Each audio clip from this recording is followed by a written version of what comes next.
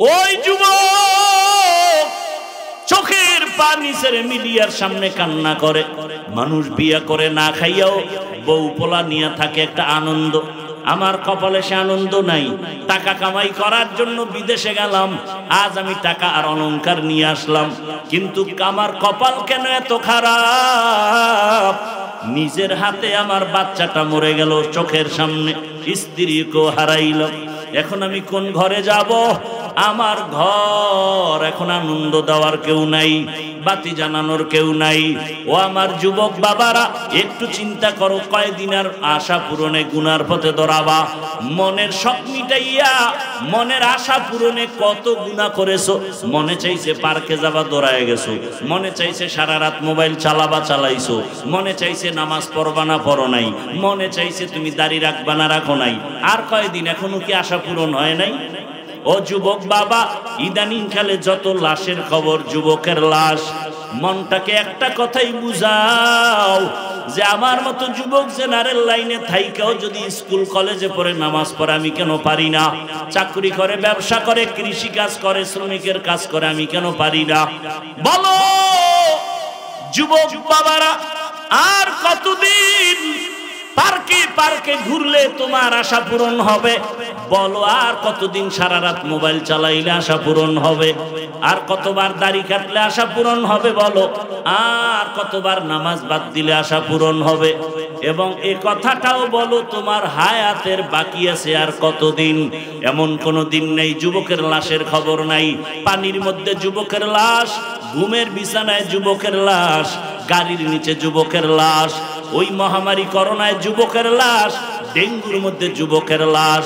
ও যুবক বাবারা, আমি তোমাদেরকে যতই বয়ান করি, আমি কিন্তু এ কথা বলি না আমার মতো টুপিওয়ালা বড় হুজুর হয়ে তসবিহ হাতে নাও, স্কুল বন্ধ করে মাদ্রাসায় যাও। আমি এ কথা কিন্তু বলি নাই। আমি অন্তর থেকে বলি, আমার দেশে মাওলানা মুফতি মুহাদ্দিসের অভাব নাই। আমার দেশে আদর্শ ডাক্তারের দরকার, আমার দেশে আদর্শ ইঞ্জিনিয়ারের দরকার, আদর্শবান ডিসি, এসপি, ওসির দরকার। আজ আমার দেশের প্রত্যেকটা থানা, জেলার ওসি, ডিসি, এসপি যদি 5 বেলার নামাজি হতো, কোরআনের বয়ান চলতো, কোন সুদখোরের থেকে অনুমতি নেওয়ার প্রয়োজন হতো না। অতএব তুমি ডাক্তার হও, দোয়া করি, ইঞ্জিনিয়ার হও, প্রফেসর হও, কিন্তু আল্লাহর মোহাব্বত নিয়ে নবীর আদর্শের মালা গলায় লাগাও। তোমার মতো যুবক তোমাদের চোখের সামনে কি নাই? স্কুলে পড়ে, কলেজে পড়ে, নামাজও পড়ে নাই। বলো তুমি কেন পারবা না রে বাবা? তোমার মতো কত যুবক র্যাব, আর্মি, পুলিশ, বিডিআর এর চাকরি করে, নামাজ ছাড়ে না। তোমার বিবেকটাকে জিজ্ঞাসা করো, তুমি কেন পারবা না? তোমার মতো যুবক তাকায় দেখো, আজকে রাস্তায় গাড়ি চালায়, নামাজ পড়ে। তুমি বিবেকটাকে জিজ্ঞাসা করো, তুমি কেন পারবা না? তোমার মতো জেনারেল লাইনের সন্তান কৃষি কাজ করে, নামাজ পড়ে, নদীর মধ্যে মাছ ধরে, নামাজ পড়ে, ব্যবসা করে, নামাজ পড়ে, ডাক্তার, প্রফেসর, ইঞ্জিনিয়ার, নামাজি অভাব নাই। ও যুবক বাবারা, আল্লাহর কাছে মনে মনে তওবা করো।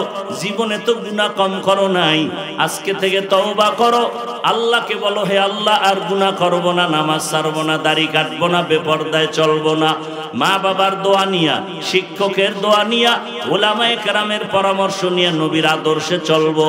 মানুষের জীবনের সুস্থতার জন্য আল্লাহ একটা ঔষধ দিয়েছেন, রাতের ঘুম। তুমি সেই ঘুমটাকে কেমনে কাটাও?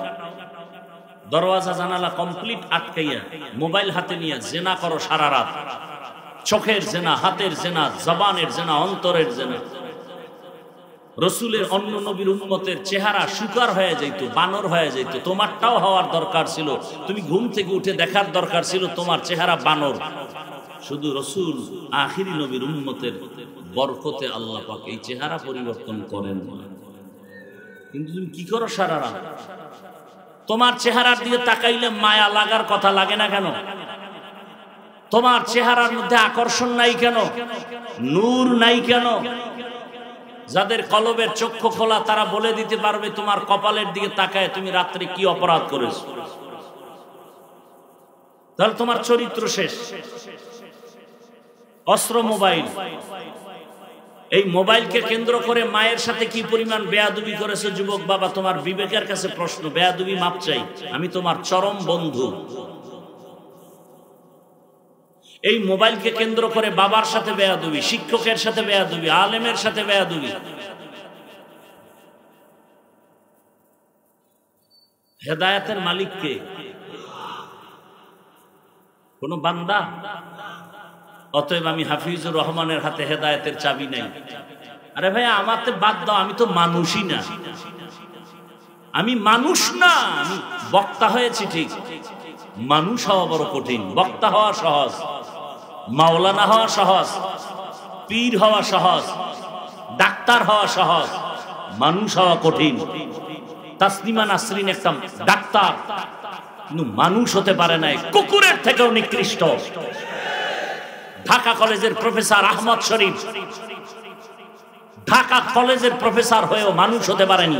প্রফেসর হয়েছে, মানুষ হতে পারেনি। আমি হাফিজুর রহমান বক্তা হয়েছি ঠিক, মানুষ হতে পারিনি। যদি মানুষ হতাম তাহলে চেহারা দেখলে দুইটা কথা বললেই মানুষ চোখের পানি ফেলে দ্রুত গতিতে আল্লাহমুখী হয়ে যেত। মানুষ হতে পারিনি, বক্তা হয়েছি। এজন্য আপনাদের মতের সাথে আমার মত মিলে না। সব একদিকে, আমি একা আর একদিকে। সবাই ছবি তুলতে চায়, আমি এর বিরোধিতা করি। সবাই মোবাইল নিয়ে বাঁচতে চায়, আমি এর বিরুদ্ধে বলি। সবার উল্টা হওয়া তো মানে আমি মানুষ হতে পারিনি। আর কেউ বলবে না, বলনেওয়ালা দিন দিন দুনিয়ার থেকে চলে যাচ্ছে, কণ্ঠ বন্ধ হয়ে যাচ্ছে। এই কথাগুলো অনেকের কাছে বিষের মতো লাগে, যে এত রাত্র বসে আছি আপনার বয়ান শুনবে, এগুলো শুনতে আসি নাই, এগুলো বাদ দেন। কেউ আবার বলবে যে জাহান্নামে যায় যাক, আপনার দরকার কি? সমাজে যুক্তিবাদীর তো আর অভাব নাই। না, আপনার থিওরি নিয়ে আমি আসি নাই। আমি আসছি আপনাদের পায়ে ধরে বয়ান করব, বুঝাবো। দেখিনি আমার বুঝের মাধ্যমে আপনি রসুলের আদর্শের মালা গলায় লাগান। আমি সে তামান্না নিয়ে আসছি। আল্লাহ সবাইকে কবুল করে। কত রাত্র গুনাহ করে কাটাইছেন, ঘুমাননি। আজকের রাত্রটা কি বেহেশতের বাগানে কাটানো যাবে না? না এখানেও কোন শয়তান আপনাকে আক্রমণ করবে? উঠ, তাহলে শেষ দোয়া পর্যন্ত নিয়ত করা যায় ইনশাআল্লাহ। কাউকে উঠতে দিবেন না, নিজে তো উঠবেনই না, কাউকে উঠতেও দিবেন না। উঠতে চাইলে জাগাত শোয়াই দিবেন, আমি যেন না দেখি। দুই তিনজনে ধৈর্য আস্তে চিৎ করে শোয়া রাখবেন, যেহেতু এখানে ঘুমা। আল্লাহ সব ভাইকে হেদায়েতের দৌলত দান করেন। কিছুক্ষণ কথা শোনার ধৈর্য হবে ইনশাআল্লাহ।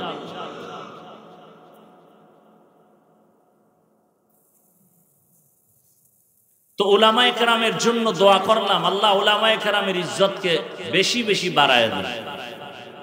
আরো আস্তে করে বলেন। এবার আমার তেলাওয়াতকৃত আয়াত এবং হাদিসের তরজমাটা বলি, তারপরে ব্যাখ্যা। ইয়া আইয়ুহাল্লাযীনা আমানুস্তাঈনু বিস-সাবরি ওয়াস-সালাহ ইন্নাল্লাহা মা'আস-সাবিরিন।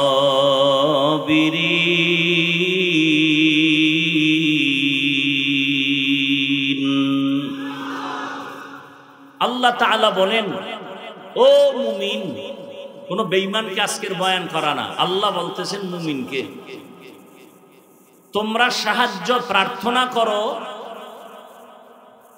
সবর ও সালাতের মাধ্যমে। নিশ্চিত আমি আল্লাহ সাবিরিন যারা তাদের বন্ধু হয়ে থাকবে। কি বলবেন? নাউজুবিল্লাহ। আয়াতের তরজমা শেষ। হাদিসে রাসূল বলেন, মান ইউরিদিল্লাহু বিহি খাইরান ইউসিব মিন। আল্লাহ রাসূল বলেন, যে ব্যক্তি আল্লাহ যাকে বেশি ভালোবাসবেন, মোহাব্বত করার ইচ্ছা করবেন, তাকে মুসিবতের দ্বারা পরীক্ষা নিবেন। মান ইউরিদিল্লাহু বিহি খায়রান ইউসিব মিন, আল্লাহ মুসিবতের দ্বারা তার প্রিয় বান্দাদের পরীক্ষা নিবেন। আয়াত ও হাদিসের তরজমা শেষ। আয়াতের মধ্যে আমার আল্লাহ দুনিয়ার মুমিনকে বয়ান করেছেন, কোন বেঈমানকে না। শুধু মুমিনকে বললেন কেন, বেঈমানকে বললেন না কেন? সাহায্য চাও,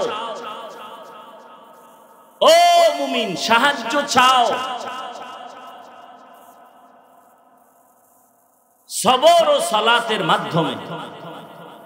আল্লাহ শুধু মুমিনকে বয়ান দিলেন কেন? এর সংক্ষেপ জবাব, জান্নাত শুধু মুমিন পাবে, কোনো বেঈমান জান্নাত পাবে না। এবং আল্লাহ এত দয়াময় যে জান্নাত যে মুমিনকে দিবেন আল্লাহ চান বিনা হিসাবে দিতে। আমরা কি বিনা হিসাবে জান্নাত চাই? আল্লাহ কবুল করে। সাহায্য চাইতে বললেন কেন? এ হলো প্রশ্ন। এবং সাহায্য কার থেকে চাবো এটাও একটা প্রশ্ন। এবং সাহায্যটা কোন সিস্টেমে নিব, চাবো, এটাও একটা প্রশ্ন। সাহায্যের প্রয়োজন কি? কেন সাহায্য চাইতে আল্লাহ বললেন? কার কাছে চাইতে বলবেন? কোন সিস্টেমে সাহায্য চাবো, দরকার কি, এটা আগে বুঝি। দুনিয়াতে যত মানুষ আল্লাহ বানিয়েছেন প্রত্যেকেই অন্যের সাহায্য ছাড়া চলার কোন রাস্তা নাই। প্রত্যেকটা মানুষ অন্যের সহযোগিতা ছাড়া চলতে। এইরকম যদি ডিস্টার্ব করে, আপনাদের দায়িত্ব দিছি না কাউকে উঠতে দিবেন না? আমি মোনাজাত দিয়ে দেই, আপনারা যদি আমার বয়ান না নেন, আমার এত ঠেকাটা কি আমি আপনাদেরকে বয়ান দিব? এইভাবে কোনো বয়ান হয়? আমরা পারি, অন্তত আমি পারি না।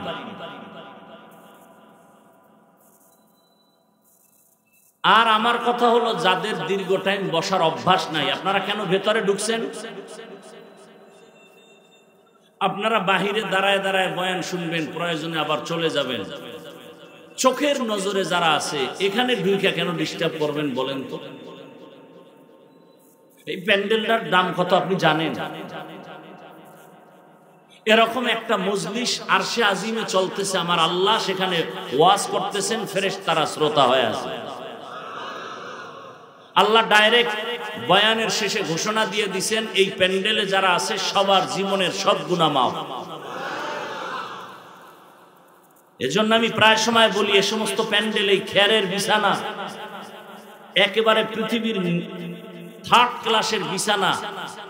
এখানে এসে বসতে গেলে কপাল লাগে, সব কপালওয়ালাদের কপালে জুটে না। এ সমস্ত প্যান্ডেলে আসতে কপাল লাগে, সব কপাল পরারা পারে না। এখানে বসতেও কপাল লাগে, মোনাজাত দিয়া যাইতেও কপাল লাগে। কপাল বড় ভিন্ন জিনিস। কপাল যদি পুড়ে যায় তো আমি হাফিজুর রহমান কেন আর মক্কা মদিনার ইমাম কেন? স্বয়ং রসুলের বয়ান ওই কপাল পরার কপালে কালেমা জুটে না। এমন কোন কপাল পরার নাম কি আপনাদের জানা আছে যে রসুলের হাতে কালেমা পড়ে নাই? যেই রসুলকে একবার দেখলে জাহান্নামের আগুন হারাম, যেই রসুলের চেহারা দেখলে পেটের ক্ষুধা থাকে না, কি আকর্ষণ আল্লাহ দিছেন। সেই রসুলকে টানা 13 বছর দেখলো, পাশে বসলো, খানা খাইলো একসাথে, কালেমা পড়ে নাই। এত বড় নিকৃষ্ট বেঈমান, নাম কি? গর্ব সুরত आदमी इंसाबुदे अहमद बु जहलो हम एक साबुदे आदमीरा आदमीयत लाज़िमस औदरा गर्बुना बशुद ही जमा। 13 বছর বয়ান শুনছে, কপালে কালেমা নাই। যেই নবীকে একবার দেখবে জাহান্নামের আগুন হারাম, ওই নবীকে দেখার জন্য দুনিয়ার সব মখলুকাত আশিক হয়ে আছে। গর্তের পিপিলিকাও চায় এক নজর রহমতের নবীরে দেখবে। গর্তের সাপ অনেক দিন পর্যন্ত অপেক্ষায় আছে, রহমতের নবী আসবেন আর এক নজর দেখবে। কেমন মায়ার নবী, রহমতের নবী আমার, যেই রহমতের নবী রাস্তা দিয়া হাঁটার সময় দুপার্শ্বের গাছ নত হয়ে সালাম জানায়। কেমন মায়ার নবী আমার। আম্মা জান আয়েশা রাদিয়াল্লাহু আনহা বলেন, নবীর ঘাম আমি বোতলের মধ্যে ভরে রাখতাম আর আতর হিসেবে ব্যবহার করতাম। সেই নবীকে 13 বছর দেখার পরও কালেমা পড়ে না, এর নামই হলো কফাল। আর অন্যদিকে 27 বছরের একটা যুবক তরবারি নিয়ে দৌড়ায় নবীকে জবাই করার জন্য। রহমতের নবীকে জবাই করবে, 27 বছরের যুবকটা তরবারি নিয়ে দৌড়ায়। রহমতের নবীকে একটা নজর দেখা মাত্র তরবারি ফালাইয়া রহমতের নবীরে বলেন, নবী মাফ করে দেন। কালেমার মালা গলায় পড়ায় দেয়। 13 বছর দেখলো, বয়ান শুনলো, কালেমা পড়ে না। আর 27 বছরের যুবকটা রসুলকে হত্যা করতে গিয়া কালেমাওয়ালা হয়ে গেল। এর নাম কফাল। এই ভাগ্যবান কপালওয়ালার নাম জানেন কেউ? কি? এর নাম কফাল। বহুদিন ধরে এই প্রোগ্রামের প্রচারণা চলছে গোটা মুক্তাগাছা এলাকার আশেপাশে। কফালওয়ালা এমন কফাল, আসার নিয়ত করে অনেকে আসতেই পারে নাই। আর একদল আসছে ঠিক, তবে বেহেশতের প্যান্ডেলে ঢুকতে পারে নাই। এরা মার্কেটে ঘুরে আর গল্প করে আর কবিরা গুনায় লিপ্ত হয়ে আছে। নাই? আর একদল কপালওয়ালারা বেহেশতের প্যান্ডেলে ঢুকছে, কিন্তু তার কপালও বেশি ভালো না। মোবাইলটা সামনে ধরিয়া কলবে দরজা বন্ধ করে দিয়েছি। যত বয়ান সব মোবাইলে ঢুকে, কলবে ঢুকে। বলার দায়িত্ব আমার, মানবেন কিনা সেটা আপনার চিন্তা। আর একদল কপালওয়ালারা ঠিকই বয়ান শুনতেছে, কিন্তু শয়তান ওয়াসওয়াসা দেয়, এত বয়ান শুনে লাভ কি? ওঠ, ঘন্টাকে ঘন্টা বয়ান শুনবে, 10 মিনিটের জন্য ধৈর্য ধারণ করে মোনাজাতটা দিতে পারবে না। কারণ শয়তান জানে বয়ান শুনলে তেমন ক্ষতি হবে না, মোনাজাত দিলে গুনাহ মাফ হবে, আমি ইবলিসের বড় ক্ষতি হয়ে যাবে। এজন্য দেখবেন অনেক কপালওয়ালারা বয়ান শুনে মোনাজাতের আগে চলে যায়। শয়তান ওদেরকে গ্রাস করে ফেলেছে। আল্লাহ হেদায়েতের দৌলত দান করেন। এখনো কি ব্যারাম থাকবে? আল্লাহ সবাইকে কবুল করেন।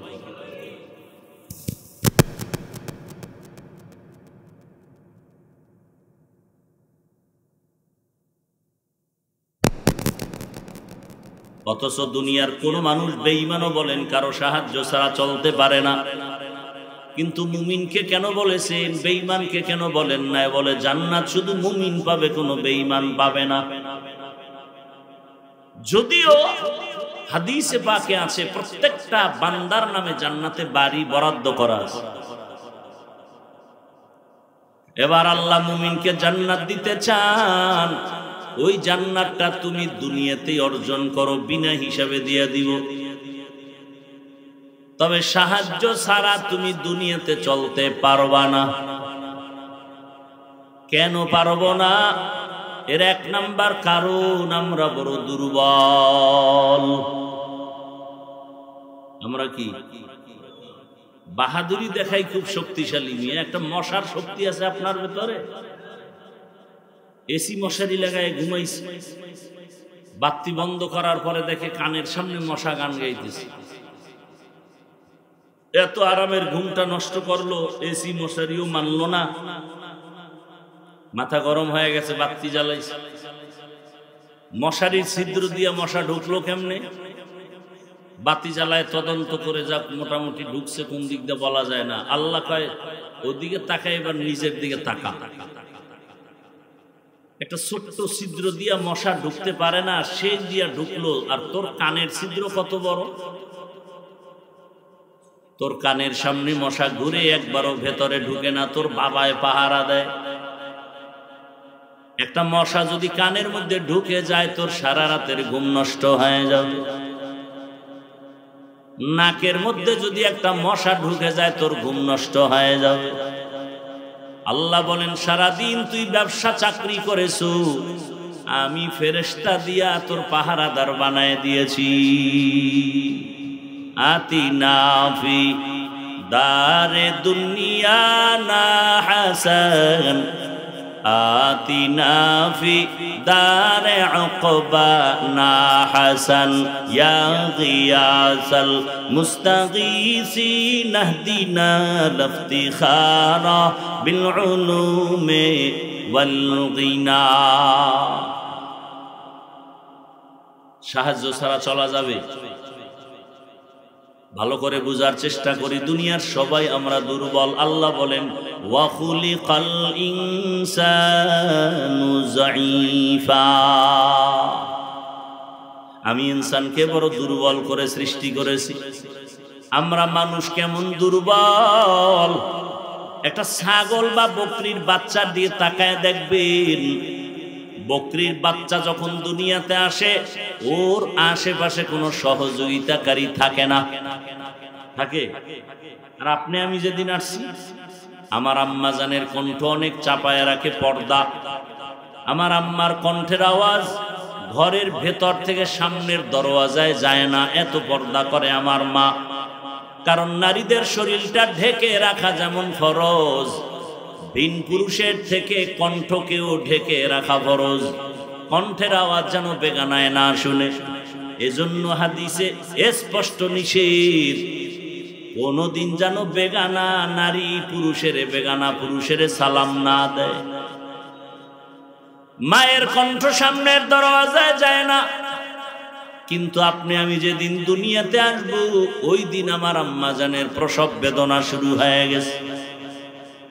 এমন আম্মা জানের ব্যথার কান্নার আওয়াজ, আমার আম্মা জানের আওয়াজ বাহিরে যায় না। কিন্তু আমি যেদিন দুনিয়াতে আসবো, সেই প্রসব বেদনার কান্নায় মা বেকার বেহুশ হয়ে গেছে কয়েকবার। আম্মা জানের কান্নার আওয়াজে পাশের বাড়ির মানুষ পর্যন্ত ঘুমাতে পারে না। ঠিক নেই? এরে নবীর উম্মত, আম্মাজানকে সান্ত্বনা দেওয়ার জন্য আমার দাদি নানি পাশে বসে মাকে বুঝাচ্ছে, আম্মাজান বড় দুর্বল। এরপরে ধাত্রী নারীরাও পাশে থাকে। এক পর্যায়ে মা নিরাশ হইয়া চোখের পানি ছেড়ে কান্না করে বাবারে ডাকে। আম্মাজান আমার দাদি নারীরে কয়, সরে যাও, আমার স্বামীরে আমার কাছে এনে দাও। বাবা কাছে আসার পরে মা বাবার হাতটা ধরে কান্না করে, স্বামী আমার, বাবার ঘরে 16-18 বছর কষ্ট করে কাটাইছি, আজ তোমার ঘরে বাবায় দিয়েছে, মন বড় খেদমত করতে পারি না, দয়া করে মাফ করো, আমার উপরে কোনো দাবি রাখবা না। বাবা বলে, এত অস্থির কেন? বলে, আমি মরে যাব, কারণ 7 আসমানের বোঝ আমার মাথায় চেপেছে, প্রসব বেদনা সহ্য করতে পারি না। কত নারীর খবর শুনছি, বাচ্চা হওয়ার সময় দুনিয়া থেকে বিদায় নিয়ে গেছে। ও স্বামী, আমার জন্য দোয়া করিও, আল্লাহ যেন আমাকে দয়া করে মাফ করে দেয়। খেদমতের ত্রুটি যদি হয়, দয়া করে ক্ষমার দৃষ্টিতে দেখি। বাবা আমার মায়ের হাত ধরে বুঝায়, ধৈর্য ধারণ করো, আল্লাহ হেফাজত করবেন। বাবা দৌড়ায় গিয়া ওযু বানাইয়া সেজদায় পড়ে কান্না করে, হে মালিক, তুমি আমার স্ত্রীকে ধৈর্য ধারণের সাথে সুস্থ করে দাও, আমার বাচ্চাটাকেও তুমি সুস্থতার সাথে দুনিয়াতে পাঠাও। জীবনের মূল কষ্ট মায়ের প্রসব বেদনায়, সাত আসমান সাত জমিন তখন মায়েরই মাথায়। জীবনের মূল কষ্ট মায়ের প্রসব বেদনায়, সাত আসমান সাত জমিন তখন মায়েরই মাথায়। আমার সুন্দর মুখ দেখে মায়ের, আমার সুন্দর মুখ দেখে মায়ের ব্যথা যায় দেয় হাসাইয়া। ও আমার প্রাণের মা, মা গো মা, কোথায় গেলে মোরে ছাড়িয়া? জনম দুঃখী ইয়াতীম আমি, চায় না কেহ ফিরিয়া। আমি যখন ছিলাম আমার মায়ের উদরে, চলাফেরা করলেন যে মায় কত কষ্ট করে। আমি যখন ছিলাম আমার মায়ের উদরে, চলাফেরা করলেন যে মায় কত কষ্ট করে। এমন মাকে কেমনে আজি, এমন মাকে কেমনে আজি যাব আমি ভুলিয়া। ও আমার প্রাণের মা, মা গো মা, কোথায় গেলে মোরে ছাড়িয়া? জনম দুঃখী ইয়াতীম আমি, চায় না কেহ ফিরিয়া। মাগো আমি ইয়াতীম বলে সবাই দেয় তাড়াইয়া, দুঃখের সাথে দিন কাটাই মা পেটে ক্ষুধা নিয়া। মাগো আমি ইয়াতীম বলে সবাই দেয় তাড়াইয়া, দুঃখের সাথে দিন কাটাই মা পেটে ক্ষুধা নিয়া। ঘুমের মাঝে মাকে দেখে, ঘুমের মাঝে মাকে দেখে কেন্দে দেই বুক ভাসাইয়া। ও আমার প্রাণের মা, মা গো মা, কোথায় গেলে মোরে ছাড়িয়া? জনম দুঃখী ইয়াতীম আমি, চায় না কেহ ফিরিয়া। খেদমতে মা দর পে দর কুর গুন সুবহ শাম তাকে বাসি দর্দ আলম নেক নাম। সাহায্য ছাড়া চলার কোনো রাস্তা খোলা নাই। আল্লাহ আমাদের দুর্বল করে বানাইছেন। আমরা মানুষ একটা মশার কাছে দুর্বল, পিপিলিকার কাছেও দুর্বল। এমনকি আমি প্রায় সময় বলি, মানুষের হাতে বানানো পাতলা 2 টাকা দামের একটা প্লেটের কাছেও আমরা দুর্বল। এক কথায় জবাব, আমাদের মতো দুর্বল কোনো প্রাণী এই জমিনে তালাশ করে পাবেন না। আমরা খানার বেলায় দুর্বল, হাঁটার বেলায় দুর্বল, ঘুমের বেলায় দুর্বল, মেধার বেলায় বড় দুর্বল।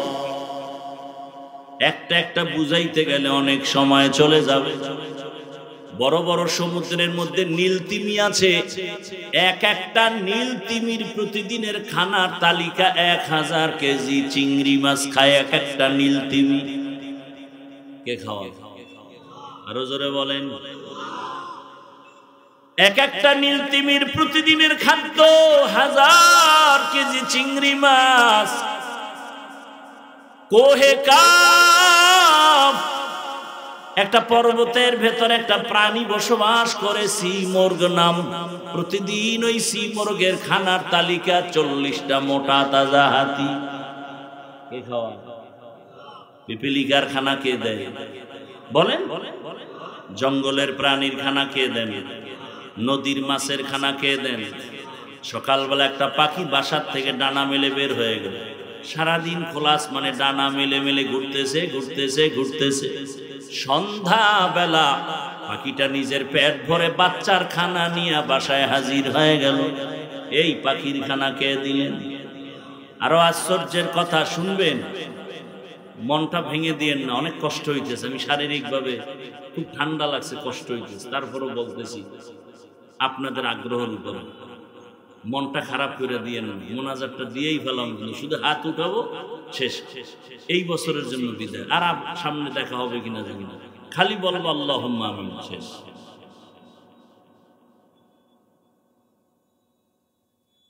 আসলেই যে বলছি কপাল,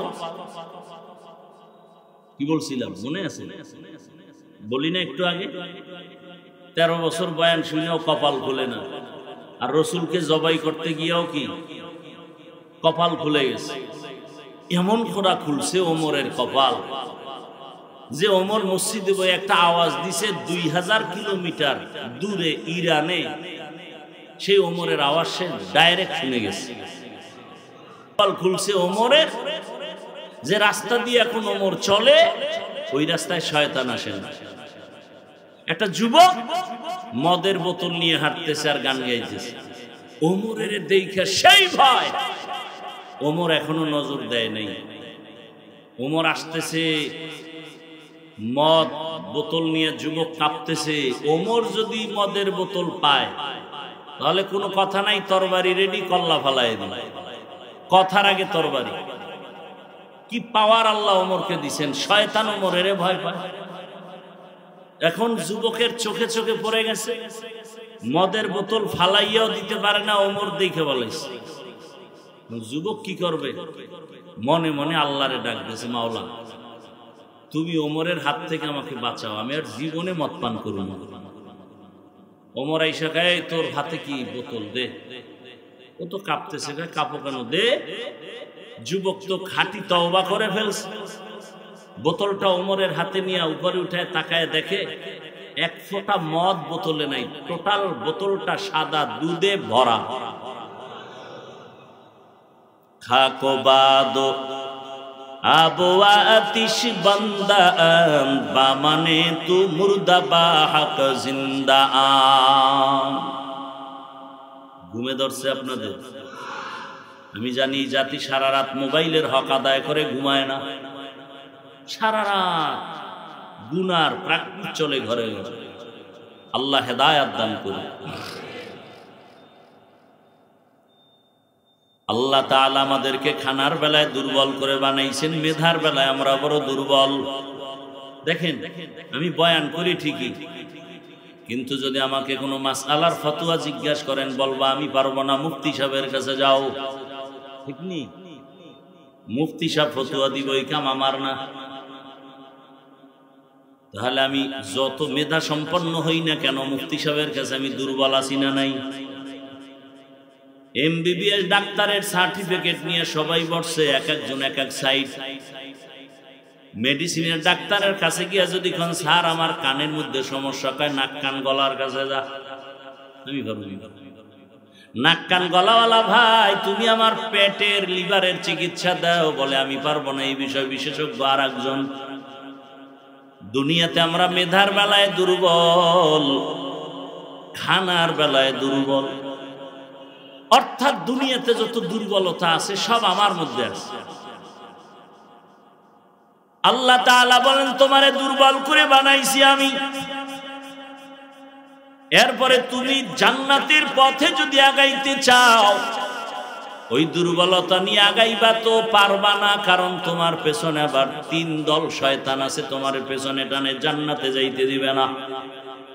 একদল মানুষ শয়তান, আর একদল জিন শয়তান, আর একটা হলো নফস শয়তান যেটা বডির মধ্যে কাজ করে। এই 3 শয়তান আমাকে ধোঁকা দেয়, ওদিকে আমি নিজেই সৃষ্টিগতভাবে দুর্বল। আবার যেই দুনিয়াতে আমি চলে জান্নাতের পথে আগাবো, সেই দুনিয়ার পরিবেশটাও বড় খারাপ, দুনিয়ার পরিবেশটাও বড় দুর্বল। ডানে গুনাহ, বামে গুনাহ, সামনে গুনাহ। ঘর থেকে বের হব গুনাহ, ঘরের মধ্যে গুনাহ, কানের মধ্যে আওয়াজ আসে গুনার আওয়াজ, চোখের সামনে গুনাহ। এত কিছু ট্যাকেল দিয়া সামনে জান্নাতের পথে আগানো আমি দুর্বলের দ্বারা সম্ভব না, অন্যের সাহায্য নিতেই হবে। এই হলো একটা আল্লাহর দিকের বুঝ। আর একটা বুঝ কি? আর একটা দুর্বলতার বুঝ হলো দুনিয়াতে প্রত্যেকটা মানুষ সামাজিকভাবে একে অপরের কাছে দুর্বল, চলতেই পারি না। আমার কাছে টাকা আছে, ঘরে চাল নাই। চাল কই? কৃষকের কাছে। কৃষক মানুষ মনে করেন নিম্নের মানুষ, চাষিদেরকে খুব দুর্বল মনে করে। ও কয় বড় লোক তুমি যতই বাহাদুরি করো, তোমার পকেটের টাকা আমাকে দাও তো আমার চাল তোমার ঘরে যাবে, না হয় যাবে কি? তাহলে বড় লোক যতই বাহাদুরি করি আমার টাকার বাহাদুরি চলবে না, আমি চালওয়ালার কাছে দুর্বল, মাছওয়ালার কাছে দুর্বল। 200-400 হাত পানির মধ্যে গিয়া যদি জেলেরা ইলিশ মাছের জাল না ফেলায়, এই জাতির কপালে ইলিশ মাছ কখনো জুটবে না। তাহলে জেলের কাছে আমি ইলিশ মাছ খানেওয়ালা বড় দুর্বল। এইভাবে আমি গাড়ি চালাই, গাড়িতে আসছি কিন্তু ড্রাইভার আমাকে টেনে নিয়ে আসছে, আমি পারতাম না। আল্লাহ বুঝায় দিলেন তুমি স্বয়ং সম্পূর্ণ না। একদিক দিয়ে তোমার সম্মান ঠিক রাখার জন্য একটা গুণ দিলাম, অহংকারী যেন না হও, অন্য দিকটা দুর্বল করে রাখলাম। তুমি দুনিয়াতে সম্মানে বেঁচে থাকতে একটা গুণ দিলাম, এই গুণ হইয়া তোমার গুণে গুণান্বিত হয়ে যেন তুমি অহংকারী হয়ে না যাও, এজন্য আরেক সাইড দুর্বল করে দিল। আল্লাহ ব্যালেন্স করে দিয়েছেন আমাদের জীবনকে। ভাইরা আমার, জীবন বড় বিপন্ন আমার। এই দুর্বলতার মধ্যে তুমি যদি আগাইতে চাও, অন্যের সাহায্য নিবা। এতক্ষণ আলোচনার দ্বারা বুঝাইতে চাইছি আমরা কারো সাহায্য ছাড়া চলতে পারবো না, এটা বুঝাইতে চাইছি। এতক্ষণ আলোচনায় কি বুঝতে পারলেন যে সাহায্য লাগবে? কি লাগবে না? লাগবে না? দুনিয়ার লাইনেও লাগবে, আখেরাতের লাইনেও লাগবে। একজন ভালো ডাক্তার হতে হলে লেখাপড়া শুধু সার্টিফিকেট যথেষ্ট হবে না, বড় এক অভিজ্ঞ ডাক্তারের কাছে গিয়ে প্র্যাকটিক্যাল ট্রেনিং নিতে হবে। দুনিয়ার লাইনেও দুর্বল, আখেরাতের লাইনেও দুর্বল। এখন অন্যের সাহায্য ছাড়া চলা যাবে না। অন্যের সাহায্য কার থেকে নিব? যার মধ্যে 3টা দুর্বলতা নাই, তার থেকে সাহায্য চাইলেই পাওয়া যাবে। 1 নাম্বার, যার মধ্যে কোনো পিছুটান নাই, দ্বিতীয় দুর্বলতা যার কোনো অভাব নাই, তৃতীয় দুর্বলতা যার কোনো স্বার্থ নাই, এই তিনটা দুর্বলতা যার মধ্যে নাই তার থেকে তুমি চাইলেই পাওয়া যাবে। এবার দুনিয়া তালাশ করে দেখলাম পিছনে টান নাই এমন কোনো মানুষ নাই। প্রত্যেকটা মানুষের পেছনে টান, মা টানে, বাবায় টানে, সন্তান, স্ত্রী, পরিবার। পিছনে টান নাই এমন কোনো মানুষ নাই। দুই, অভাব। দুনিয়াতে অভাব ছাড়া কোনো মানুষ নাই। বলে কেমন? যে যত বড় টাকাওয়ালা তার অভাব তত বেশি। গরিবের অভাব 100 টাকায় সমাধান হয়, বড় লোকের অভাব লক্ষ টাকায় সমাধান হয় না। দুনিয়ার সবাই অভাবী, এ কারণে গরিবের দেয় না, বরং বড় লোকেরা গরিবেরটা জুলুম করে অনেকে খায়। অভাবী না থাকলে গরিবের বেতন মারে, অভাবী যদি না থাকে তো শ্রমিকের টাইম মতো বেতন দেয় না। আন্দোলন করে কেন? বেতন নেওয়ার জন্য। তাহলে আমরা বুঝলাম অভাব ছাড়া দুনিয়াতে কোনো মানুষ নেই, পিছনে টান ছাড়া কোনো মানুষ নাই। 3 নাম্বার দুর্বলতা, স্বার্থ। দুনিয়াতে তালাশ করে দেখেন স্বার্থ ছাড়া কোনো মানুষ আসেনি। আমি খুঁজে দেখলাম 2 জন পেয়েছিলাম যার কোনো স্বার্থ নাই, মা আর বাবা। কিন্তু সোনার বাংলায় তাকায় দেখলাম স্বার্থের টানে কত মা কত বাবা তার সন্তানকে জবাই পর্যন্ত করেছে এই দেশের মধ্যে। কথা ঠিক নেই? আদালতে গিয়া মামলা করে মা বাবা সন্তানের বিরুদ্ধে। কত মা বাবা আপন সন্তানটাকে অন্যের কাছে বিক্রি পর্যন্ত করেছে, সেই ঘটনাও এদেশে হয়েছে। ফাইনাল বুঝে গেলাম এই দুনিয়ায় স্বার্থ ছাড়া কোনো মানুষ নাই। তাহলে দুনিয়াতে সবাই পিছে টানওয়ালা, দুনিয়ায় সবাই অভাবী, দুনিয়ার সবাই স্বার্থপর। অতএব দুনিয়ার এই গুণে গুণান্বিতদের কাছে সাহায্য চাইলে পাওয়া যাবে না। এই 3টা দুর্বলতা নাই, তার কাছে সাহায্য চাইতে হবে। হিসাব মিলাইয়া দেখলাম এই 3টা দুর্বলতা নাই একজন, আর তিনি হলেন আমার আল্লাহ। এবার বলেন আমার আল্লাহর পিছনে টান আসেনি? আল্লাহর ছেলে মেয়ে আছে? লাম ইয়ালিদ লাম ইউলাদ উলাইকাস ওয়ালিদু মাউলুদেরা উ খালেকাস। আল্লাহ বলেন আমি একা, আমার কোনো পেছনে টান নাই। 2 নম্বরে আমার আল্লাহর কোনো অভাব নাই। আছে অভাব? ইয়া আইয়ুহান নাস আনতুমুল ফুকারাউ ইলাল্লাহ ওয়াল্লাহু হুয়াল গানিয়্যুল হামিদ।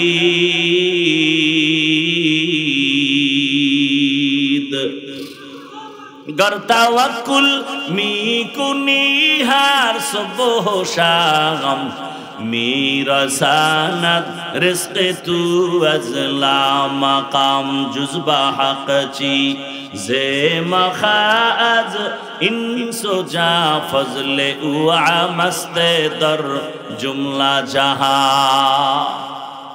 ময়মনসিংহ এলাকায় বিশেষ করে মুক্তাগাছা থানায় আমার জানা মতে কোনো গ্রাম বাদ আছে কিনা যে আমি বয়ান করি নাই। সপ্তাহে সপ্তাহ মুক্তাগাছা ঘুমাইতাম আর প্রতিদিন 1-2টা বয়ান করতাম। তখন আমি ছাত্র। এরপরে আস্তে আস্তে ব্যস্ততাও বেড়ে গেল, আসি না।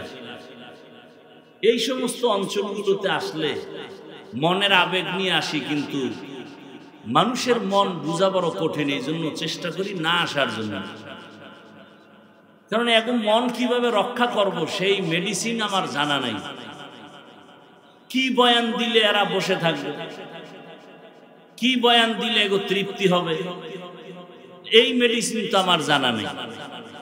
বাট আমাকে যদি বলে দেওয়া হয় যে এই লাইনে আপনি কথা বলেন, তখন কিছুটা অনুভব হবে, বুঝতে পারবো যে এই লাইনে বয়ান লাগবে। হ্যাঁ, জীবনটা বড় কষ্টের তো বাবা, লেখাপড়া করছি বড় কষ্ট করে, আর এই স্টেজে উঠছি বহু আল্লাহওয়ালার থাপ্পড় খেয়ে, লাথি খেয়ে। তারা কেমন ছিলেন জানেন? বয়ান যখন তারা করতেন মাঠের মধ্যে গলা কাটা মুরগির মতো মানুষ লাফাইতো আর চিল্লাইতো। আল্লাহর কসম করে বলতেছি, আমরা তাদের লাত্তি খাইয়ে এখানে আসছি। বয়ানের টাইমে কেউ পান খাবে, স্টান উঠায় তার মাথায় বাড়ি মারত। এরকম আল্লাহর ওলিদের লাত্তি খেয়ে থাপ্পড় খেয়ে এখানে আসছি। এজন্য কোরআনের বয়ান চলবে আর আপনি চা পান করবেন আর পান খাবেন, এটা বরদাস্ত করতে পারি না। লড়াচড়া করবেন না, সে বয়ান তো করি না যে জিকিরে লাগায় আমি একটু চা খাবো, আমিও তো খাই না। বয়ান চলতেছে, ধারাবাহিক চলতেছে, একটা মানুষ চোখ ডানবাম করার সুযোগ নাই। এজন্য একজন আল্লাহর বড় বুজুর্গ বলছেন, বয়ান ওয়াজ হওয়ার জন্য দুই পুঁজি লাগে, নাইলে ওয়াজ হয় না, শুধু আওয়াজ হয়। আওয়াজ এক পুঁজি আল্লাহর রহমত, আর এক পুঁজি উপস্থিত শ্রোতাদের একনিষ্ঠ আকর্ষণ আর দিলের মহব্বত। এই দুই জিনিস থাকলে ওয়াজ হয়। আর সেই ওয়াজে কলবের মধ্যে গিয়া আসর করে, বাড়ি মারে, আর চোখ থেকে পানি আসে।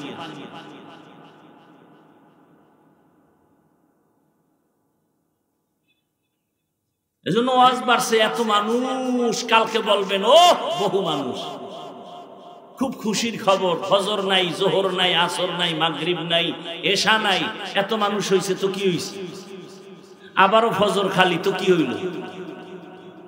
এই চাপাবাজিতে কি হবে? এই প্রশংসায় কি হবে? এখান থেকে বের হয়ে রাস্তায় বেরি, ওয়াজে আছে, বেলুন কিনছে, বেলুন, প্লাস্টিকের মাছ, এডি লয়ে যাইব বাড়ি। বউ জিগাইলে বলবে মোনাজাতে বেলুন কবুল হয়ে গেছে।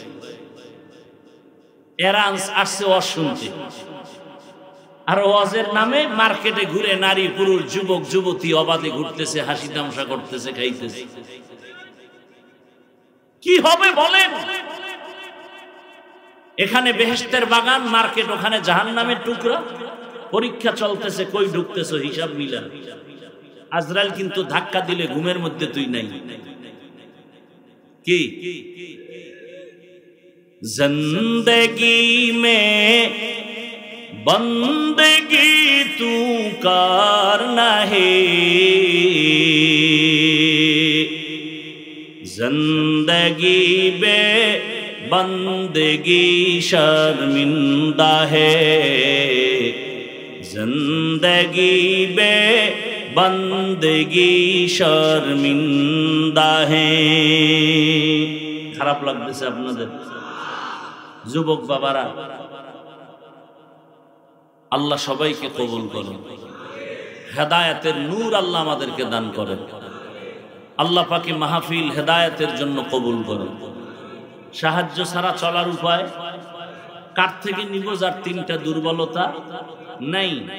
তিন দুর্বলতা নাই কার? জোরে বলেন।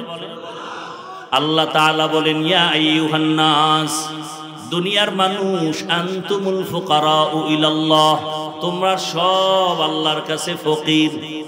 একমাত্র প্রশংসিত ধনী আমার আল্লাহ। আল্লাহর মতো ধনী আর কেউ আছে? দুনিয়ার ধনীরা দেয় কিন্তু খোটা দেয়, মনের মতো দেয় না। আর আমার আল্লাহ এত পরিমাণ দেন, বান্দার চাহিদার বেশি, খোটাও দেন না। আল্লাহ তাআলা বলেন, সাহায্য সারা চলার উপায় নাই, তবে তিন জিনিসের দুর্বলতা যার মধ্যে নাই তার থেকে সাহায্য নাও। এবার সাহায্য তো আল্লাহর থেকে নিব, কার থেকে? জোরে বলেন। আচ্ছা বলেন তো, নবীজির সাহায্যের প্রয়োজন হলে কার কাছে চাইতেন? আপনার আমার আল্লাহর কাছে চাইতে সমস্যা কোথায়? নবী হাদিসে বলেন, একটা জুতার ফিতাও যদি ছিঁড়ে যায় আল্লাহর কাছে বলো, কারণ আমার আল্লাহর কাছে মানুষের মতো দয়ার কোনো প্রাণী নাই।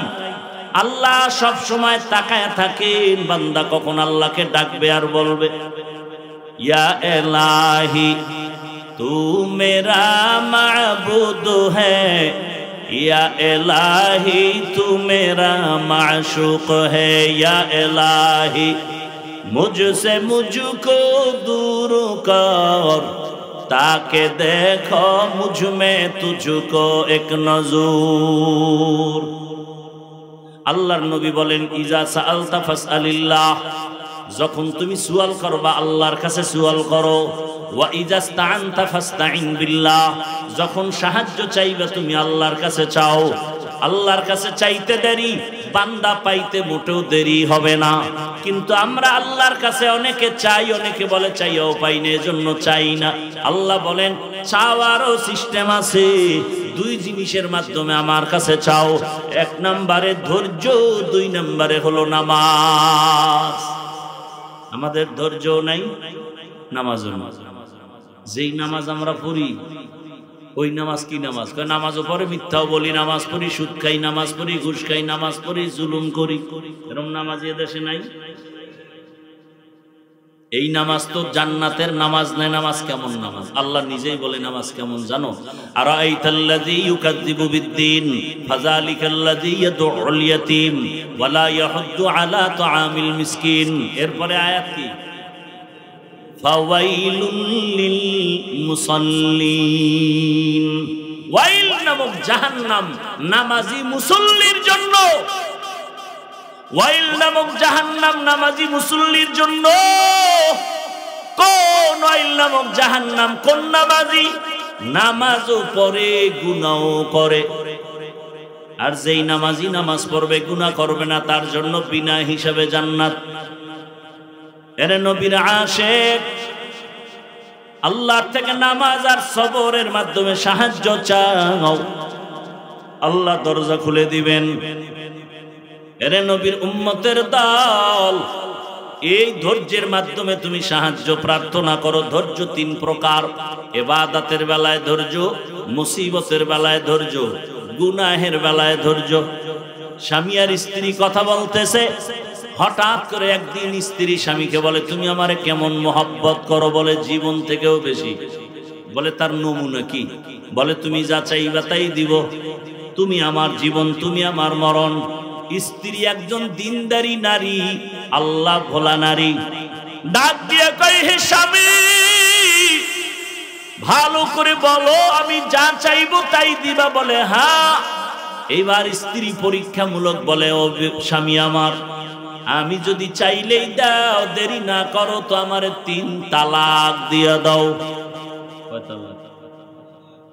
স্বামী খুশি? স্বামী বলে এটা তো দেওয়ার জন্য বলি না। বলে ওয়াদা করছো যা চাইবো তাই দিবা, দাও, তালাক দাও। দুইজনের ভেতরে মৃদু তর্ক শুরু হয়ে গেল। সমাধানের জন্য জামানার নবীর দরবারে রওনা। রাস্তার মাঝে যাইয়া হঠাৎ স্বামী বেচারা রাস্তায় পড়ে গিয়া পা ভেঙে গেছে। নুজহাতুল মাজালিসের মধ্যে ধৈর্যের বয়ানে ঘটনা আছে। ওই আল্লাহর বান্দা যখনই পা ভেঙে চিৎকার শুরু করে, আল্লাহ তুমি আমারে মুসিবত থেকে বাঁচাও। স্ত্রী হাতটা ধইরা বলে নবীর দরবারে যাব না, বাড়ি লও। বাড়িতে যাইয়া স্ত্রী ডাক দিয়া কয় স্বামী, আমি যে তালাক চাইছিলাম সে কথা উড্ড করে নিলাম, তালাক লাগবে না। স্বামী বলে বিবি চাইলা কেন, আবার চাওয়ার পরে ফিরাইয়া নিলা কেন? এবার বিবি ডাক দিয়া কয় স্বামী আমার, তুমি কি রাসূলের হাদিস শুনো নাই? রহমতের নবী বলছেন মাইয়ুরিদিল্লাহু বিহি খাইরান ইউসিব মিন। আল্লাহ যারে বেশি আদর করে, মোহাব্বত করে, তারে মুসিবতের পরীক্ষা নেয়। আমি আমার বাবার ঘর মায়া ছাড়িয়া তোমার সংসারে আসছি খেদমত করার জন্য। এত বছর তোমার সংসার করলাম, একটা দিন কোনো মুসিবত দেখলাম না, কোনো কান্না নাই, হা হুতাশ নাই। বুঝলাম যেখানে মুসিবত নাই ওখানে আল্লাহর রহমত নাই। এজন্য কইছি ঘরে থাকবো না, যেখানে রহমত নাই ওখানে আমিও নাই। কিন্তু আল্লাহর কুদরত, যখন তুমি রাস্তার মাঝে গিয়া পড়ে গিয়া পাটা ভেঙে ফেলেছো, তখন তোমার কান্না শুরু হয়েছে। মুসিবত এসে গেছে। মুসিবত যেখানে আছে রহমতও সেখানে আছে, আমিও সেখানে আছি। এ কারণে তালাক চাইয়া আবার ফিরায় নিয়েছি। আর আমরা সামান্য একটু মুসিবতে পড়লে আল্লাহরে শুদ্ধা গালি দেয়, আছে না নাই? আল্লাহ হেদায়েতের দৌলত দান করেন। আল্লাহ বলেন আমি পরীক্ষার হলে পাঠাইছি, পরীক্ষা করিয়া তোমার ঈমানটা তাজা করব, যাচাই করব। আল্লাহর কাছে সাহায্য চাওয়ার জন্য 2 জিনিস লাগবে, ধৈর্য আর নামাজ। আমাদের ধৈর্য নাই, নামাজও নাই, এ কারণে সাহায্য চাইও আমরা পাই না। যারা আল্লাহর কাছে চাওয়ার মতো চাইছেন আল্লাহ তাদেরকে দিয়েই দিছেন, কঠিন ভাবে দিছেন। ভাইরা আমার, আল্লাহ পাক রব্বুল আলামিনের কাছে চাইছেন, আল্লাহ নগদ দিয়ে দিছেন, বাকিতেও দেন নাই। এ দুনিয়ায় আল্লাহর এক বড় দুশমন, নাম হলো ফিরআউন। জানেননি তার স্ত্রীর নাম কি? জোরে বলেন। ও আম্মা জানেরা, ও আমার কলিজার যুবক বাবারা, বৃদ্ধ বাবাজিরা, ভালো করে শুনে নাও। ও পর্দার আড়ালের মা, এ জমিনে বড় বেঈমান আল্লাহর নামে দুশমন এমন ফিরআউন। কোরআনে যেই ফেরাউনের এত নাম চলে আসছে, এই ফেরাউনের স্ত্রী আসিয়া এত বড় বেঈমানের ঘরে সংসার করতে গিয়া আল্লাহ তাআলা আসিয়ার এমন ভাবে কবুল করে ফেললেন। আসিয়ার ব্যাপারে রহমতের নবী বলেন, কিয়ামতের দিন জান্নাতে আসিয়ার সাথে আমি মুহাম্মদের বিবাহ হবে। আরো আস্তে করে বলেন। কেমন নারী! ও পর্দার আড়ালের মা বোনেরা, ও আম্মা জানেরা, আপনাদের মতো কত মা এই এলাকায় এখনো আছে, বেপর্দায় চলে না, নামাজ ছাড়ে না, মোবাইলে সময় নষ্ট করে না, স্বামীর মাল খেয়ানত করে না। আম্মা জানেরা, আপনারা কি পারবেন না একজন ভালো নারী হবেন? ও যুবক বাবারা, আমি তোমাদেরকে যতই বয়ান করি, আমি কিন্তু এ কথা বলি না আমার মতো টুপিওয়ালা বড় হুজুর হয়ে তসবিহ হাতে নাও, স্কুল বন্ধ করে মাদ্রাসায় যাও, আমি এ কথা কিন্তু বলি নাই। আমি অন্তর থেকে বলি, আমার দেশে মাওলানা মুফতি মুহাদ্দিসের অভাব নাই, আমার দেশে আদর্শ ডাক্তারের দরকার, আমার দেশে আদর্শ ইঞ্জিনিয়ারের দরকার, আদর্শবান ডিসি এসপি ওসির দরকার। আজ আমার দেশের প্রত্যেকটা থানা জেলার ওসি ডিসি এসপি যদি 5 বেলার নামাজি হতো, কোরআনের বয়ান চলতো, কোন সুদখোরের থেকে অনুমতি নেওয়ার প্রয়োজন হতো না। অতএব তুমি ডাক্তার হও, দোয়া করি, ইঞ্জিনিয়ার হও, প্রফেসর হও, কিন্তু আল্লাহর মোহাব্বত নিয়ে নবীর আদর্শের মালা গলায় লাগাও।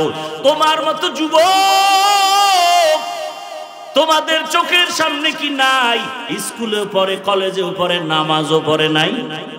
বলো তুমি কেন পারবা না রে বাবা? তোমার মতো কত যুবক র্যাব, আর্মি, পুলিশ, বিডিআর এর চাকরি করে, নামাজ ছাড়ে না। তোমার বিবেকটাকে জিজ্ঞাসা করো, তুমি কেন পারবা না? তোমার মতো যুবক তাকায় দেখো, আজকে রাস্তায় গাড়ি চালায়, নামাজ পড়ে, তুমি বিবেকটাকে জিজ্ঞাসা করো, তুমি কেন পারবা না? তোমার মতো জেনারেল লাইনের সন্তান কৃষি কাজ করে, নামাজ পড়ে, নদীর মধ্যে মাছ ধরে, নামাজ পড়ে, ব্যবসা করে, নামাজ পড়ে, ডাক্তার, প্রফেসর, ইঞ্জিনিয়ার, নামাজি অভাব নাই। ও আল্লাহর বান্দারা, একটু চিন্তা করো, কয়দিনের আশা পূরণে গুনার পথে দৌড়াবা? মনের শখ মিটাইয়া, মনের আশা পূরণে কত গুনাহ করেছো। মনে চাইছে পার্কে যাবা, দৌড়ায় গেছো। মনে চাইছে সারা রাত মোবাইল চালাবা, চালাইছো। মনে চাইছে নামাজ পড়বা না, পড়ো নাই। মনে চাইছে তুমি দাড়ি রাখবা না, রাখো নাই। আর কয়দিন, এখনো কি আশা পূরণ হয় নাই? বলো যুবক বাবারা, আর কতদিন পার্কে পার্কে ঘুরলে তোমার আশা পূরণ হবে? বলো আর কতদিন সারা রাত মোবাইল চালাইলে আশা পূরণ হবে? আর কতবার দাড়ি কাটলে আশা পূরণ হবে? বলো আর কতবার নামাজ বাদ দিলে আশা পূরণ হবে? এবং এই কথাটাও বলো, তোমার হায়াতের বাকি আছে আর কতদিন? এমন কোন দিন নেই যুবকের লাশের খবর নাই। পানির মধ্যে যুবকের লাশ, ঘুমের বিছানায় যুবকের লাশ, গাড়ির নিচে যুবকের লাশ, ওই মহামারী করোনায় যুবকের লাশ, ডেঙ্গুর মধ্যে যুবকের লাশ। মাত্র কয়েক মাস আগের ঘটনা, বিদেশ থাকিয়া টাকা স্বর্ণ নিয়ে আসছে বাড়িতে, আনন্দ বিবির জন্য অলংকার। এয়ারপোর্টে এসে নামলো, স্ত্রী পরিবারের সবাই গাড়ি নিয়ে স্বামীকে আগাইয়া নিতে আসলো, গাড়ির মধ্যে উঠলো, গাড়ি চললো বাড়ির গন্তব্যে। যাইতে যাইতে কত গাড়ির মধ্যে বাচ্চা পরিবারের সাথে বহুদিনের মহব্বতের আকর্ষণীয় আনন্দ চলে। আল্লাহর কুদরতের খেলা, বাড়ি যাওয়ার কাছাকাছি গাড়িটা পানির মধ্যে চলে গেল। কয়েকদিন আগের ঘটনা দেখছো রে বাবা। ওই যুবক চোখের পানি ছেড়ে মিডিয়ার সামনে কান্না করে। মানুষ বিয়ে করে না খাইয়াও বউ পোলা নিয়ে থাকে একটা আনন্দ। আমার কপালে সে আনন্দ নাই। টাকা কামাই করার জন্য বিদেশে গেলাম, আজ আমি টাকা আর অলংকার নিয়ে আসলাম, কিন্তু আমার কপাল কেন এত খারাপ? নিজের হাতে আমার বাচ্চাটা মরে গেল চোখের সামনে, স্ত্রীকেও হারাইলাম। এখন আমি কোন ঘরে যাব? আমার ঘর এখন আনন্দ দেওয়ার কেউ নাই, বাতি জানানোর কেউ নাই। ও আমার যুবক বাবারা, সিঙ্গাপুরে যাবে, হয় না ভিসা হঠাৎ করে হয়ে গেল, টিকিটও কেটে ফেললো, আর 5টা দিন পরেই সে সিঙ্গাপুর চলে যাবে। অল্প বয়সের যুবক। 2 দিন আগে এক বন্ধু সকাল 8টায় টেলিফোন করে কয়, চল আমরা একটু নাস্তা করতে যাই। যুবক বলে, মা আমি একটু বের হচ্ছি। কেন? বলে, অমুক বন্ধু আসছে, চায়ের দোকানে যাব। ওই মরণস্রর নাম কি? বাইকটা নিয়ে বের হইয়া বন্ধুরে পেছনে নিয়ে চায়ের দোকানে যখন চালানো শুরু করলো, এমন ভাবে আঁকা বাঁকা টান দিছে, দেওয়ালের সাথে বাড়ি লেগে জায়গায় বন্ধু পরে মাথায় আঘাত, জাগাত নাই। সিঙ্গাপুর মাওলায় নেয় নাই, একেবারে বাড়ির থেকে আসল বাড়ি পর্যন্ত আল্লাহ টান দিয়া নিয়ে গেল। ও যুবক বাবা, ইদানিং কালে যত লাশের খবর, যুবকের লাশ, মনটাকে একটা কথাই বুঝাও যে আমার মতো যুবক জেনারেল লাইনে থাইকাও যদি স্কুল কলেজে পড়ে নামাজ পড়ে, আমি কেন পারি না? চাকরি করে, ব্যবসা করে, কৃষি কাজ করে, শ্রমিকের কাজ করে, আমি কেন পারি না? এখনো সময় আছে, তওবা করো। ও পর্দার আড়ালের মা, ওই ফেরাউনের স্ত্রী আল্লাহকে এতবার রাজি করে ফেললেন যে নবী নিজে বলে গেছেন, কিয়ামতের দিন আসিয়ার সাথে আমার বিবাহ হবে জান্নাতের ভেতরে। আসিয়া ফেরাউন একদিন দেখে আসিয়ার জবান থেকে আমার আল্লাহর নাম বের হয়ে গেছে। ফেরাউন কয়, এই আসিয়া, কার নামটা নিলা? বলে, আমার রব। ফেরাউন বলে, মিশরের রব তো আমি, তুমি আবার কারে রব বলো? বলে, তোমারে যিনি বানাইছেন তিনি আমার রব। ফেরাউন বলে, সর্বনাশ, তুমি আমাকে রব মানো না? বলে, না, মানি না। এবার বুঝানো শুরু করলো, একবারের জন্য হলেও তুমি আমাকে রব বলো, আস্তে আওয়াজ দিয়া বলো। আসিয়া কয়, ঈমান আমার আল্লাহর জন্য এনেছি, মরিয়া গেলে যাব। আমার আল্লাহ তো এমন দুর্বল না যে তোমাকে আসতে বললে শুনবেন না। আমার আল্লাহকে আর ফাঁকি দেওয়া যাবে না। ফেরাউন সোজাভাবে যখন পারে নাই, এবার বাঁকা হইয়া খানা বন্ধ, ঘুমের বিছানাও নাই, কষ্ট দিতে দিতেও ফেরে না। এক পর্যায়ে ফেরাউন সিদ্ধান্ত নিল, আসিয়াকে শুলিবিদ্ধ করে ফাঁসির মঞ্চে মেরে ফেলা হবে। ঘোষণা হয়ে গেল, আসিয়ার ফাঁসি হবে অমুক দিন। মিশরের ময়দানে হাজারো লাখো মানুষের সমাগম হয়ে গেল। আসিয়াকে হাতে পায়ে রশি লাগাইয়া ফাঁসির মঞ্চে যখন নেওয়া হয়, আসিয়ার চোখে পানি, কান্নার আওয়াজ। হঠাৎ করে তাকাইয়া দেখে জামানার নবী মূসা ওই পথ দিয়া হেঁটে যায়। মূসা নবী তাকাইয়া দেখে আসিয়াকে ফাঁসির মঞ্চে নেয়। আসিয়া ডাক দিয়া কয়, নবী আপনি জানেননি আমি আসিয়ার হালাত কি? বলে, জানি। বলে, আপনি শুনছেন এই ফেরাউন আমাকে এখন শুলিবিদ্ধ করে মেরে ফেলবে? আসিয়া কান্না করে। মূসা নবী বলে, হ্যাঁ শুনছি। নবী আপনি আমার জন্য দোয়া করবেন। আসিয়া কিন্তু এই মূসা নবীকে শিশুবেলা লালন করার কারণে মাওলার কাছে দামি হয়ে গেছে, এজন্য হেদায়েতের দরজাও খুলে গেছে। নবী মূসা, এখন আমি দুনিয়ার থেকে চলে যাব, আপনি তো ফাঁকে ফাঁকে আমার আল্লাহর সাথে কথা বলতে যান, একটু আমাকে বলবেন এই মুহূর্তটা আমার মাওলা। মূসা নবী কয়, রে আসিয়া, আমার আল্লাহ তোমার উপরে এখন খুশি। কোরআনের আয়াত।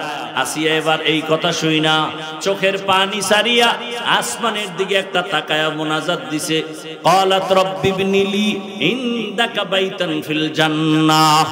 আসিয়া ডাক দিয়া কয়, রে মালিক, এত বড় ক্ষমতাওয়ালা ফেরাউনের ঘরে থাইকা আমারে থাকার জায়গা দেয় নাই, খানাও দেয় নাই রে আল্লাহ, শুধু তোমার মোহাব্বতের কারণে বিদায় বেলা তোমার কাছে একটা দাবি, দুনিয়াতে থাকার মতো একটা ঘর আমি পাই নাই, খানার মতো আরামের খানাও পাই নাই, বিদায় বেলা তোমার কাছে আমার আরজি, তোমার পার্শ্বে জান্নাতে একটা ঘর বানাইয়া দিও, তোমার কাছে একটা জান্নাতে ঘর বানায় দাও।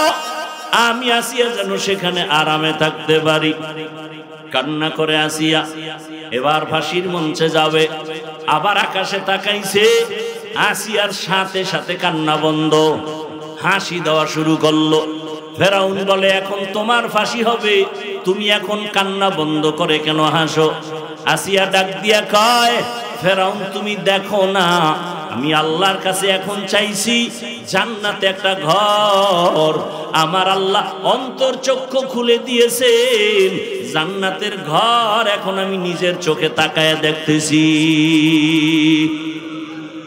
লক্ষ লক্ষ ফেরেশতারা আমাকে স্বাগতম দিয়া জান্নাতে নেওয়ার জন্য তারা অপেক্ষা আছে, আমি দেখতেছি। তাড়াতাড়ি আমাকে বিদায় দাও, আমি আমার মালিকের মোলাকাতে চলে যাব। ও পর্দার আড়ালের মা বোনেরা, আপনার স্বামী তো ফেরাউনের মতো খারাপ না। আপনার স্বামী আপনি নামাজ পড়লে অনেক খুশি থাকে, দোয়া করে। অতএব আমি বলবো মা বোনেরা, এখনো সময় আছে, তওবা করেন, আল্লাহর কাছে মনে মনে বলেন, আর নামাজ ছাড়বেন না, বেপরদায় চলবেন না, স্বামীর মাল খেয়ানত করবেন না, নবীর সুন্নাত অনুযায়ী চলবেন, সন্তানটাকে আদর্শওয়ালা বানাবেন। ও যুবক বাবারা, আল্লাহর কাছে মনে মনে তওবা করো। জীবনে তো গুনাহ কম করো নাই, আজকে থেকে তওবা করো। আল্লাহকে বলো, হে আল্লাহ, আর গুনাহ করব না, নামাজ ছাড়বো না, দাড়ি কাটবো না, বেপরদায় চলবো না। মা বাবার দোয়া নিয়া, শিক্ষকের দোয়া নিয়া, উলামায়ে কেরামের পরামর্শ নিয়ে নবীর আদর্শে চলবো। তওবা করার মতো যদি করতেই পারো, আল্লাহ পাক তওবার দরজা দিয়ে গুনাহ মাফ করে দিবেন। আল্লাহর কাছে মনে মনে খাঁটি ভাবে যদি তওবা করো, আল্লাহকে বলো, হে মালিক, আমাদের তওবা কবুল করে নেন, তওবার উপরে মজবুত হইয়া চলার তৌফিক দান করেন, আমিন। আলহামদুলিল্লাহি রাব্বিল আলামিন, والصلاة والسلام على سيد الأنبياء والمرسلين وعلى آله وأصحابه أجمعين يا أرحم الراحمين يا أرحم الراحمين يا أرحم الراحمين رب ارحمهما كما ربياني صغيرا اللهم إنك عفو كريم تحب العفو فاعف عنا اللهم إنا نسألك رضاك والجنة ونعوذ بك من سخطك والنار اللهم إنا نعوذ بك من البرص والجنون والجذام وسيء الأسقام اللهم إنا نسألك علما نافعا ورزقا واسعا وشفاء من كل داء ও দয়ার মালিক, গুনাহের বোঝা নিয়ে আমরা আপনার দরওয়াজায় হাজির হয়েছি। কত উলামায়ে কেরাম, মুরব্বী, হাজী সাহেব, ব্যবসায়ী, চাকরিজীবী, যুবক, ছাত্র, পর্দার আড়ালের মা